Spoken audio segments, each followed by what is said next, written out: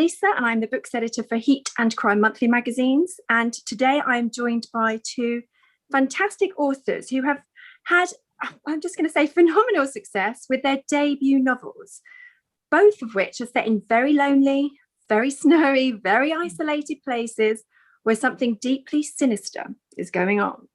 So today I think we're going to talk about the novels, about thrillers and locations, a bit about the writing process, and maybe a little bit about what it's like to have overnight success, which I suspect isn't quite as overnight as we might think, and about persevering through the hard times, if there have been any, and just a little bit maybe of tip or two for those of you who are aspiring thriller writers yourselves. Good Lord, I can't speak.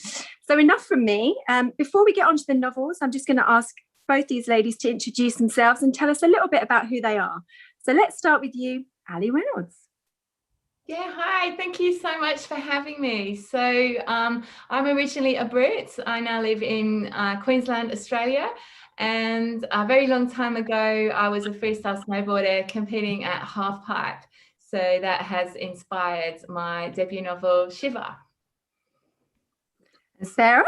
Yeah, I'm Sarah and I live in Devon. The Sanatorium is my debut novel. I wish I could say I was a pro skier, which influenced it, but I'm not. I lived in Switzerland for a few years, which sort of influenced and inspired the book. Yeah, and it's my debut and hugely exciting. I mean, the fact that both of these are debut novels is phenomenal, considering the success that they have achieved, which we'll come on to later. But I thought we'd start with something that both these novels share, and that's a really rich sense of location. Now, I've spoken to both of you before, and I think we've spoken about how snow and isolated locations have been terrifying us since The Shining, since that Overlook Hotel. And what we've got here is we've got these sort of terrifying former sanatorium and the inhospitable and sort of deadly glacier. So I'm going to get you each to tell us a little bit more about your novels. Obviously, they're both thrillers and they do have secrets that we can't spill, but we'll talk about what we can. But then I'd also like you to tell me about what kind of why you chose to set them in these places first. So let's start, Sarah. Let's start with you. Yeah, so the sanatorium is, as the title suggests, set in an old sanatorium, but it's actually, you can see on the cover, the kind of old building there, but it's actually been converted into a luxury hotel called Le Sommet, and it's kind of like an uber minimalist, very sort of cold and clinical hotel.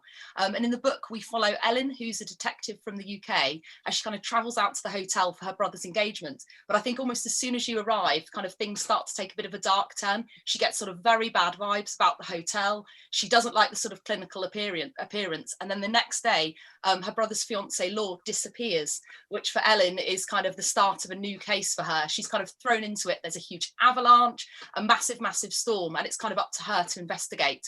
The Swiss police can't get to her, so yeah, she's kind of on the phone to them, but kind of it's left very much up to her.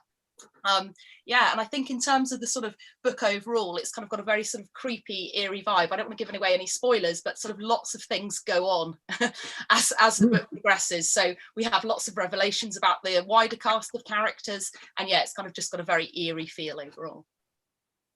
Eerie is completely right. It is the creepiest place. Just some of the things that happen there are really quite disturbing, in fact. Very disturbing. Very disturbing. Don't read it late at night, kids. Yes, exactly. And Allie, what about you? Yeah, so Shiver is set in a tiny ski resort in the French Alps. And it's actually a fictional resort because I needed certain features of it.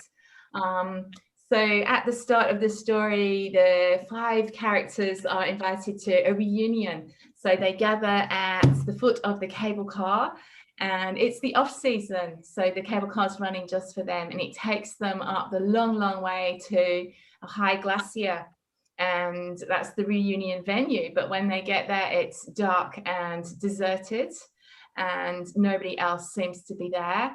They find an icebreaker game laid out for them, and when they play it, it reveals some of their darkest secrets and suggests that one of them is a killer. But there's no easy way down. If they want to survive, they've got to get off the mountain, and to do that, they need to decide who to trust and decide what really happened 10 years ago. So 10 years ago, they were snowboarders training and competing in that resort. They were friends, rivals, and lovers in some cases. So they've got this tangled web of, you know, relationships between them. But there was a tragedy 10 years ago. And yeah, it's now, they've got very different relationships with these people. So they need to decide how well do they really know these people that they're trapped on a glacier with. I like the way you say lovers in some of the cases. Lovers in a lot of the cases, I'm going to say. Not all of them. There's quite a lot going on in those bedrooms. So what made you choose these places in particular? Sarah, how does one find this creepy sanatorium setting that's not conjured entirely from your imagination, I'm assuming? Yeah, no, it's not. I kind of had just read an article in a local Swiss magazine. We were out on kind of holiday, and it was kind of about the history of sanatoriums in sort of resorts, alpine resorts, and they had a photograph of a building. And I have to say, the photograph itself wasn't the kind of creepy building I've described. It was kind of quite bland in comparison, but I kind of went and did some research. The kind of idea really sparked my imagination, because they said in the article, lots of these sanatoriums were converted into hotels. And I was just like, oh my gosh, how would it feel to stay somewhere like that? I'm kind of really fascinated by the idea of people converting these sort of old buildings and turning them into kind of places where you'd stay. I mean, you've had prisons, schools, all kinds of things. Yeah, and for me, that sort of sparked my imagination. And then when I went online and kind of found pictures of some of these buildings, they were so creepy. So yeah, the kind of idea stemmed from there, really. And Allie, what about you? Well, how did we find your location? Is it from your past as a snowboarder?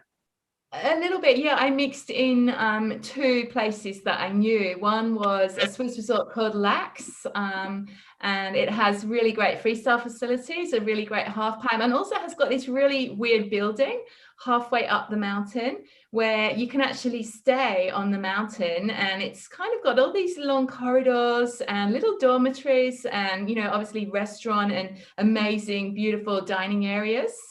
And then it was also based on La Grave, which is a tiny ski resort famous among really expert skiers and snowboarders, because it's got about 2 lifts and almost no piste. So you just go all the way up the mountain and you kind of make your own route down. So it's very steep and very extreme. So I sort of combined the two. I wanted a very, very high glacier where you could sleep up there, and I don't think that normally exists, because it would just be too dangerous to have, you know, guests staying overnight somewhere where you've got, you know, crevasses and avalanches right up there. So yeah, I fictionalized it. Also, it was easy because then I didn't have to make it true to life, which would have been a challenge. I loved in your book, Allie, I think you really got the sense of like the height when in those kind of final scenes, kind of when you had them skiing and you kind of feel that sort of sensation, the danger with the crevasses. I think you captured it so well that it kind of wasn't just the ordinary sort of ski resort and that you were really high at the glacier. I just thought it was done so brilliantly. Oh, thank you so much. Yeah, I spent my first winter in Chamonix in the French Alps, and that's an amazing resort because you can go from the valley, which is quite, you know, low, in about 20 minutes. They have these high-speed cable cars that take you to about 4,000 meters. And then you're up on this very huge and dangerous glacier where literally 1 foot in the wrong place and you will fall a very long way to your death. So yes. And that's the thing with both of these, isn't it? Like, they're both sort of desirable destinations on paper, but you've made them so terrifying that no one would want to go there. They're not, I mean, you also stay in a luxury hotel there, but who's going to that luxury hotel? I mean, it's just terrifying. Is it fun for you to sort of take these glorious locations and then subvert the expectations and make them terror traps, essentially? Is that fun? Is that fun to do? Yeah, definitely for me, though. It's funny you say about not staying there. I've had a few readers going, is this based on a real hotel? Could I go there? And I'm like, oh my gosh. When you have the kind of things hanging down in the glass boxes with the objects, I'm like, I would see that and I would leave immediately. But yeah, no, I think it is really fun when you have these sort of, I love reading books that have a kind of really transporting setting where you kind of think, oh my gosh, this is an amazing either luxury resort or hotel, but there's that kind of darker side. So I think it is really fun to sort of subvert people's expectations. And I think when you stay in a hotel, it's meant to be somewhere very welcoming and warm. And I think it was really fun in the book to kind of turn that on its head. Though I know some people do like that kind of macabre side of things, but not me. If anyone's read it, I'm just going to say masks. Yes, You'll know what I mean. Those artifacts in the hotel rooms, that was such an amazing touch. I could so imagine a hotel doing that and the creepiness of it. Oh yeah, thank you. Ooh, I definitely wouldn't stay there, but some people were really like, yeah, I would love that. I'm like, oh, okay. What about yours, Allie? Where did that sort of, is that fun for you to kind of take, because the sort of killer competitiveness is the way that I kind of think about yours. So I'm thinking, well, half of that is probably what you've lived, and then half is just you kind of playing with that real life. I totally ramped it up with it being a thriller. Like, I have to say, in real life, the other snowboarders that I met and trained with were the nicest bunch of people you could imagine. So I feel a little bit bad because everybody probably now thinks, oh, snowboarders are so cutthroat, and it wasn't the case at all. I'm so happy to say, but obviously it wouldn't have made for an interesting thriller if we had just really, really nice people being nice to each other. I took all this competitiveness from other sports, because I think it's the case in more established sports such as rugby, boxing, basketball, cricket, hockey. You just hear so many stories about mind games and intimidation tactics. It's just very commonplace.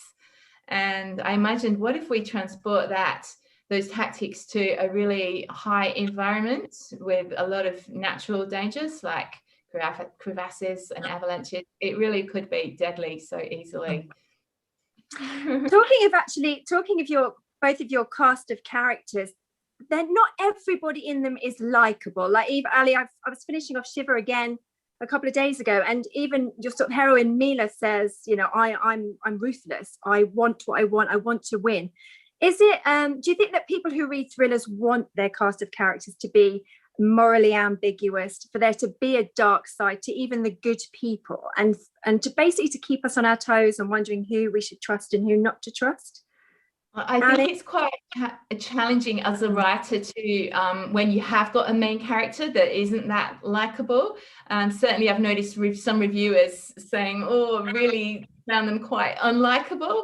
I think for me, it was like a real life thing that athletes do have this, you know, the two sides to them. They're very top athletes, you know, they are heroes to us, you know, we idolize them, but to reach that level in a sport, you do have to be quite ruthless. And I think in a sporting environment, people understand that and they admire them for it.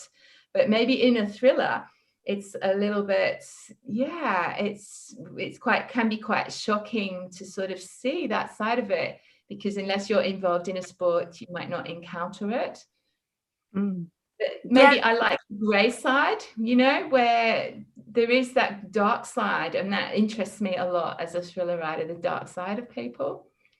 Yeah, I think that really shows as well. I mean, because everybody has elements that are good and bad. I mean, even the sort of the girls who are not behaving well at all, you still admire them in a way for their, you know, well, I can't even think of the right word. That isn't a swear word. Personality, maybe, or yeah.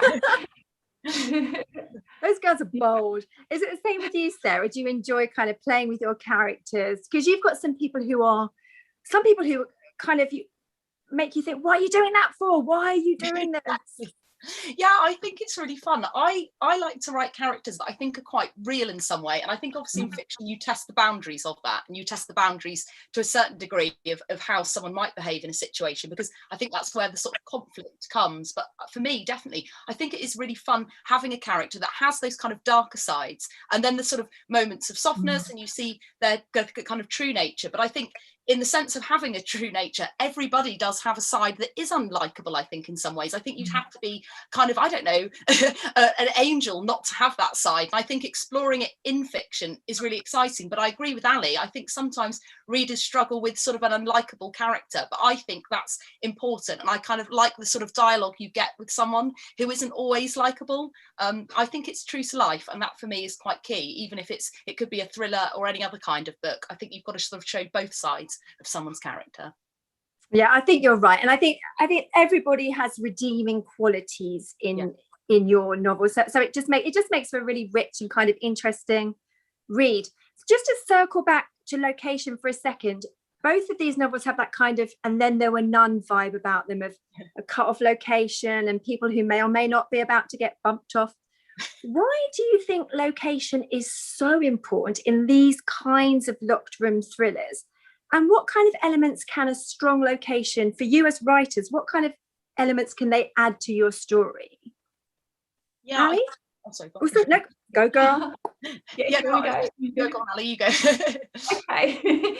Yeah, so I always love books with a very strong sense of place, and the way that we can get, especially if it's a natural environment, like a dangerous natural environment, whether it's snowy mountains or a forest or beaches. And often we've got the weather playing a part, you know, a storm, rain, snow, or whatever. And if it cuts people off in this dangerous natural environment, the mood is very much affected. So instead of, you know, being on this little happy holiday, we're suddenly trapped with these people. And we are basically at the mercy of those people that we thought we knew. And you didn't really know them until you're actually trapped there under pressure. And also, I think sometimes we get the feeling if it's a storm or, you know, bad weather, it can kind of infect the mood. You've got this wildness happening outside, and it can sort of infect the people that are inside. And you've got this savage, you know, the elements of nature can kind of creep into people. Yeah, I just love that idea of it playing out, especially if you've got a killer in their midst. Yeah, it's very intoxicating as an environment, both of yours. Is it the same for you, Sarah? Yeah, very much so. I'm very much with Allie. I think location, when you're writing a thriller, it can kind of become a character in its own right. And I think that's really kind of an exciting thing to play with.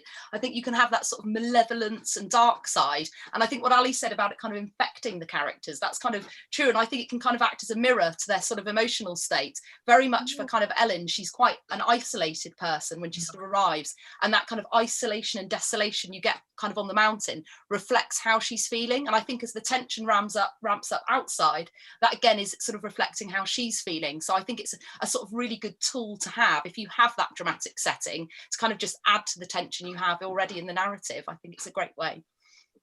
I think you're exactly right. You're already kind of, I think with both of these books, when you read the premise, you think, oh, I'm in. And part of that is because of the location, because you think this is going to be so creepy, this is going to be so good. And then you can use it, like you say, as a character to ratchet up the tension. So if we're talking a bit more about both of your writing processes, how did you go about creating the stories? Did it come from the location first, or was it an incident, a character? What's your first step for creating these novels? Sarah, I'm going to pick on you first now. Yes, no, that's absolutely fine.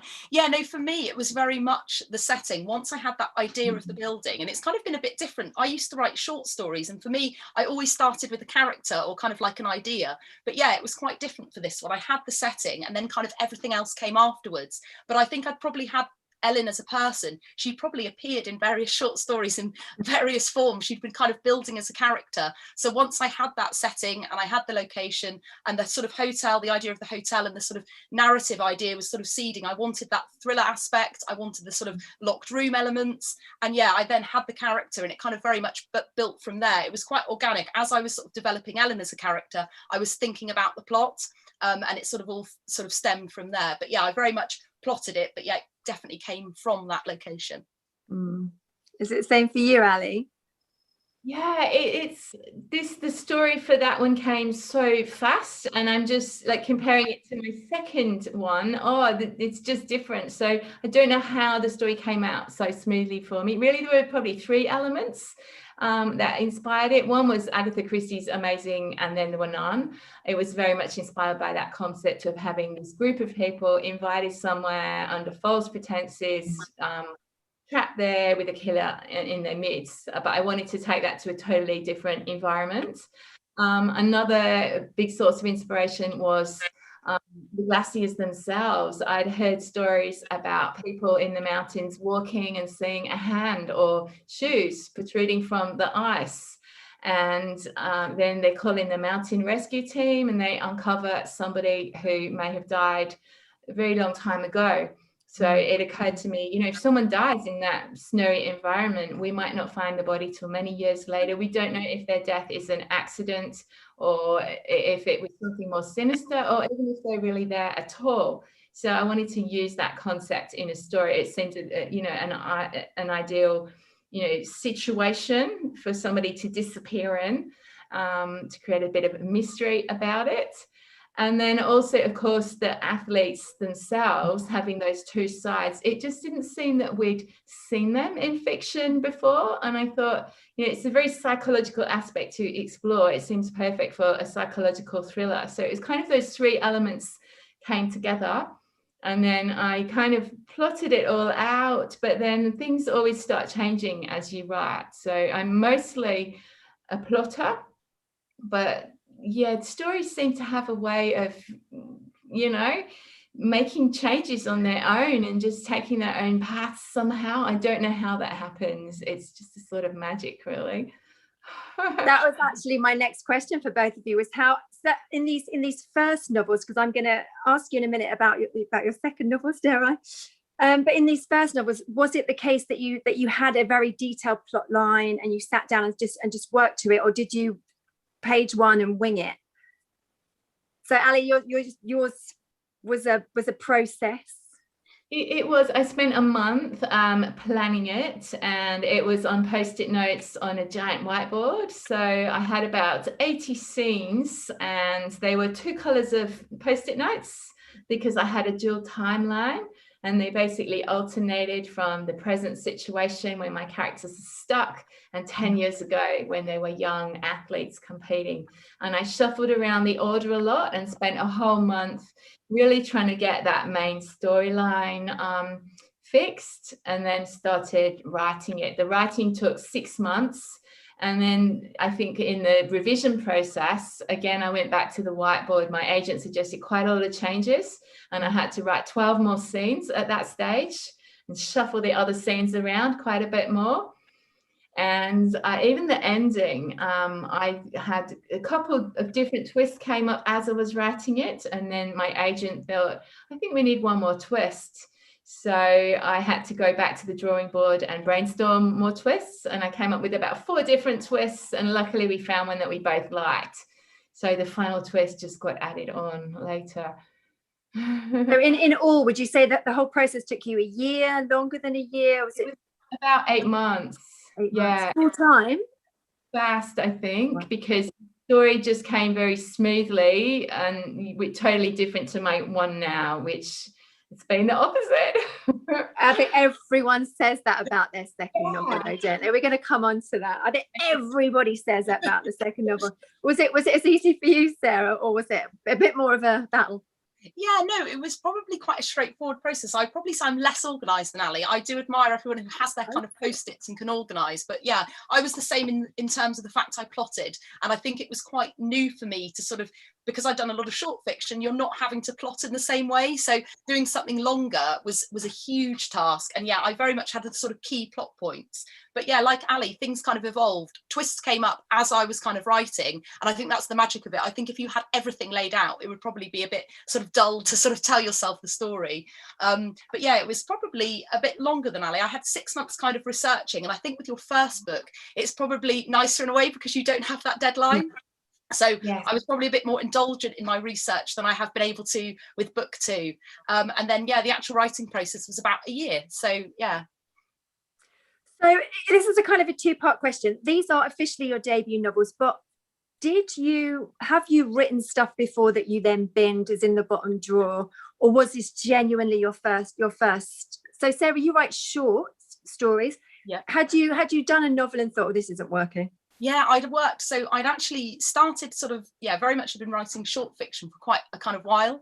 And yeah, I started my sort of what would be my first novel, worked on that probably again for about kind of 18 months intensive process. And yeah, it kind of just didn't really go anywhere. I don't think I'd quite understood the sort of plotting process. And I think that's quite normal with your first book. You're kind of experimenting in a way in kind of, can you actually write a book? And I think even though that kind of book didn't work out, it kind of gave me the confidence that I could finish something, because when I was writing the short fiction, I really couldn't imagine writing sort of 100,000 words. So yeah, it was kind of put away very much in the drawer and probably never to be revisited, but it kind of very much gave me that toolbox, I would say, for what would become the sanatorium. Same, Allie, have you got a drawer full? That's amazing for Sarah if this is only her second one that she's done, because I have had about 5 novels in the drawer. I was trying to write novels for about 20 years and I could never get them finished. They just got in such a mess with storyline, and they kind of almost changed genre halfway through. So I never used to plan my novels at all, and I think that was why. I think especially for thrillers and the sort of thriller that I like to write, it would be almost impossible for me to write that without planning. I massively admire thriller writers that can do it. But for example, Lee Child, I've heard, just, you know, makes it up as he goes along and it comes out beautifully. But that didn't happen at all. So after about the 4th one, I figured, yeah, maybe I need to actually plan my novels, and I got hold of a lot of books on the craft of writing, and I really studied story structure and plotting and the beats. And so Shiver was the first one I actually planned, and yeah, it just worked for me. In the meantime, I'd also written a lot of short stories, and I think that was a really great experience to have. It's just, I could practice the different genres and twists in a much shorter form and actually finish them, as Sarah says, because that's a really good point Ali said. I think with short fiction, I often say, I've had a few people kind of saying, where should I start with writing? And I think actually short stories are a really good way, because it's so satisfying. You can finish it and kind of get quite a lot of feedback. There's Writers Magazine will kind of give you feedback on the short story, and there's lots of times you could start something and then actually kind of never finish it, never get feedback, never have a good idea, was that going in the right direction? So I think short stories are a really sort of good way to go at the beginning. Yes, yeah, definitely. Yeah. And also, so what does it feel like? Because you're both, I don't know, actually, I don't know if you said Sarah, but if you're having trouble with your second novel, it feels to me a lot like when I speak to other writers that this is because the expectation is so high, because you've had such a phenomenal debut. So everyone thinks for your debut to sort of hit the way that yours has is an absolute dream. But there must be the flip side, that now the expectation is so high to deliver the second one. Are you both finding that that's a little bit intimidating now? You want to go first? Yeah. Yeah, I will. No, absolutely. Yeah, no. Sorry, too polite there. Yeah, no, for me, I think definitely the sort of difference as well was the kind of deadline. And I think even though the Sanatorium didn't take a long time to write, not having that kind of pressure of it's got to be in at a certain time, I think creatively that can be quite stressful, because I'm not a writer that can sit down kind of every day, probably because I've got a family as well, from kind of sort of 8 in the morning to sort of 6 at night. And I think, yeah, I like to have days off where I kind of recharge, exercise, do other things. And I think having that deadline did feel a little bit looming, but I made quite good progress kind of towards the back end of last year, but writing it quite quickly, did work in the end, because I knew I had that deadline looming. But lockdown didn't help, I have to say, with book 2 either. I kind of very much had my normal writing time with the Sanatorium, which is when my daughters were at school, and that kind of exploded. So yeah, that was another challenge on top of all of the other challenges. Yeah, my second book, I always heard about second book syndrome, and I never knew what it was until I got it. And it's been like really, really hard, actually, a lot harder than I thought. I think it's partly the weight of expectation that, you know, sort of people have on you. It felt like I wrote the first one not knowing if anyone would ever read it except me. So you could write quite self-consciously and just freely and with no pressure, no deadline.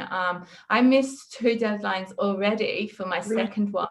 partly due to the COVID lockdown. So I divorced about 2 years ago. I'm a single mom of 2 little boys. And yeah, when you've got your 2 little boys at home, you just can't work. So it went out the window. I also had a serious head injury in the surf, and it just made it really hard to get that mental focus that you actually need to kind of create a story and write. So it's taken me quite a long time to sort of recover from that, and I'm still getting sort of issues from that. So yes, it's been an absolute battle, the second one. Yeah, I'm nearly there, I hope. So I mean, all of that sounds actually awful. I'm not talking, I mean, I was about to say, I think it gives people hope when they hear that, you know, you're working mums basically, and you're fitting it all in, and you're persevering and you're keeping going. I mean, Allie, that sounds awful, all the things that you've had, but are you still able to love what you're doing, the two of you, even in this kind of expectation where you're kind of in the machine now, if you like, and you do have to deliver and you do have to keep people happy? Can you still find that absolute joy of writing and lose yourself in it? Allie, you've had it's my absolute dream job. Like, I wanted to be a writer since I was, you know, in my late teens. So I feel, you know, incredibly lucky to be able to work from home full time as a writer at the moment. And especially when you've got young kids at home, it's just amazing to be able to do that. If it's going well, I absolutely love it. If it's not going well, it can be the worst thing. I would almost rather be doing anything else, you know, just washing dishes or something, because you haven't got that, you can actually do it, rather than it being something that you sit at your screen and, oh, I just cannot do this. It can feel impossible if you're really struggling with it. But yeah, it's definitely my dream job. I'm not going to complain. Yeah. Same with you, Sarah. Are you still finding that joy? Yeah, I very much am. And I think actually the past few weeks, I took kind of just a few weeks off for Easter, and I hadn't. So basically kind of since I sort of delivered the last book and everything happened, this is probably way back in February, because of how the pandemic affected my writing, I kind of didn't take any breaks at all. So my husband would take the kids away at the weekends and kind of do trips. And yeah, I hadn't had a break. And I think then when I ploughed into writing the second book, you kind of, yeah, you're not as, again, I suppose it's that feeling of pressure. You will have kind of got something weighing down. And I think creatively, I just like to have a bit of, kind of free time, being able to wander. And those 2 weeks, I've come back to the writing now, and I've got that utter joy I had at the beginning when writing the Sanatorium. And that is purely from taking time off. And I think as a writer, you kind of often feel like you should be doing things all the time. So we obviously have social media, and then you think, oh, it's the weekend, oh, I've got a spare hour, perhaps I'll go and write something. But I was so strict in going, no, I'm going to have a good sort of 2.5 weeks off. And it honestly did me the world of good. And I now know when I take a break, I'm kind of not going to let it bleed into that time, because I have come back and it's the first time I've looked at my work and gone, I really want to get back at this. So yeah, it's a good lesson for me, which I hadn't done before. I basically sort of worked non-stop for a year without a break. So yeah, that's going to be my tool, is give myself the time to get back at it then and enjoy.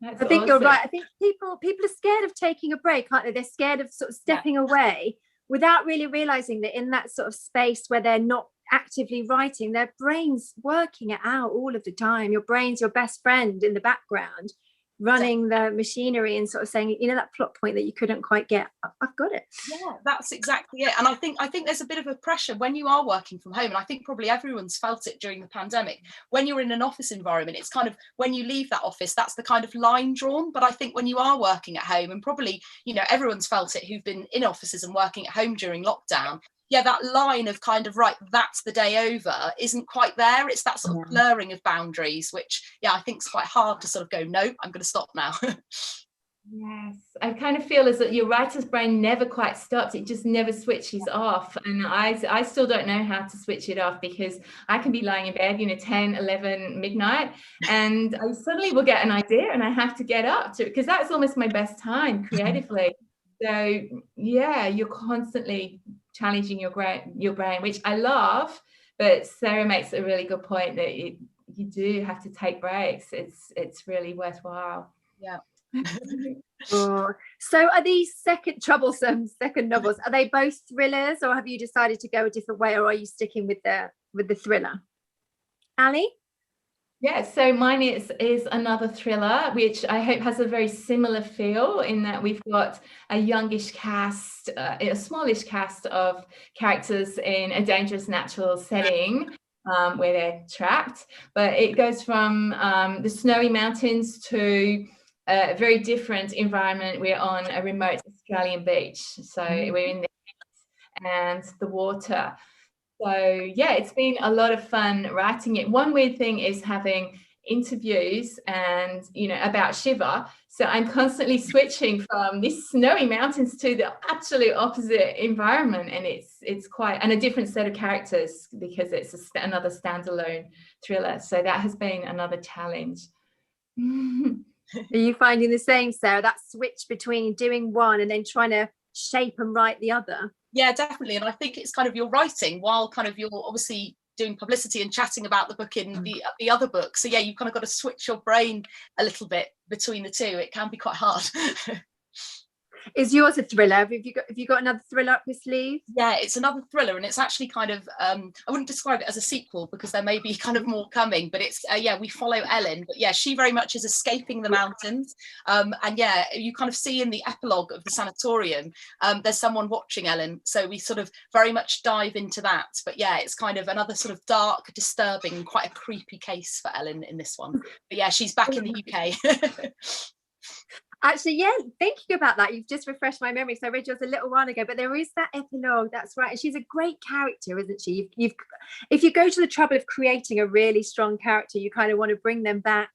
Did you always think I'm bringing her back? Was she always going to be a character that this was just her first adventure? Yeah, definitely. And when I kind of wrote her, I had her at quite a vulnerable point. So when she arrives in the book, she's kind of on a career break. And I thought it was quite a nice point to meet her rather than sort of thrown straight into the case, because you kind of get to see her vulnerabilities and there's quite a big backstory there. But yeah, I kind of knew I wanted to sort of see her coming back in some way. So without giving away too much, she's kind of a little bit more back on form. But yeah, it's slightly different in this one. And I have a point of view from someone who is in the case with her. So you kind of switch between Ellen and her. But yeah, we very much see the continuation of her relationship with her boyfriend, which I think has been quite controversial for a few people. So yeah.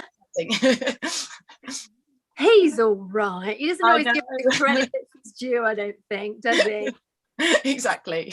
So I think we're just about to run out of time, ladies, but as many people watching will be aspiring authors, as these things always are, what would be your kind of best advice for budding thriller writers? Allie? So yeah, I would say 3 things really helped me. One is just reading massively. I've always been a massive reader and I keep track of what I read. I analyze it. I keep a little record of what I like about it or don't like about it. And that really helps me, know what I want to write to start with. A lot of people are confused about what genre they would write. So I would say, look at what you love reading. And that is probably a really good guide for it. Books on writing, craft books. There's so many out there available quite cheaply, maybe from your library, and they just helped me so much. One of my favorites is this one I always recommend to people called The Emotional Craft of Fiction by Donald Marks, which is just amazing. And yeah, that really helped me. I don't think I could have written Shiver without those craft books. Also, there's some really great online courses available. You can do some quite cheap, short courses, and by that you get a good way to network with other writers, make some beta reader friends, which you'll need. You need to get feedback in order to sort of be able to judge your writing and make progress on it.